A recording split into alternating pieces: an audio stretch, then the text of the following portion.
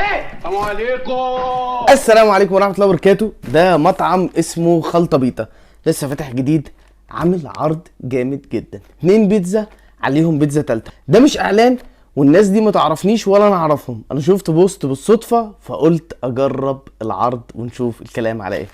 جبت 3 بيتزا فراخ. وليه 3 فراخ؟ علشان هو انا رحت لهم في اخر اليوم فكان خلاص لاست، فقالوا لي متاح دلوقتي بيتزا فراخ. جبتهم مقاس ميديم. وادي اكياس الكاتشب. يلا بقى سريعا، 3 هيبقوا 1، فتعالوا نشوف كلام على ايه. بسم الله الرحمن الرحيم. اوه واو. طيب هي مبدئيا شكلها حلو جدا، يا رب يبقى طعمها حلو زي شكلها.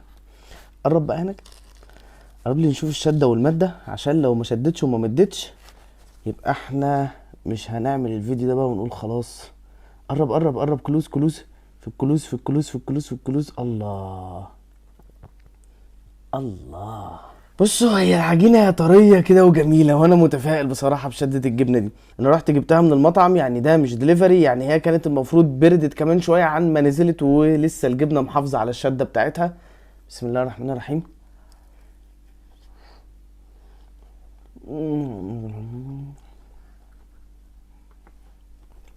الله الله. ده في الاغلب مش كواليتي عرض، دايما العروض بيبقى المطاعم عليها ضغط معذوره، فبيبقى الموضوع سريع سريع، لكن ده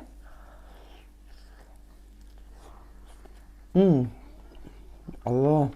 طعم الفراخ حلو قوي، طعم الزيتون والخضار اللي عليها فريش، هي كانت محتاجه الخضار ده يزيد اكتر، يعني هو اللي باين طعمه قوي هو الزيتون والفلفل.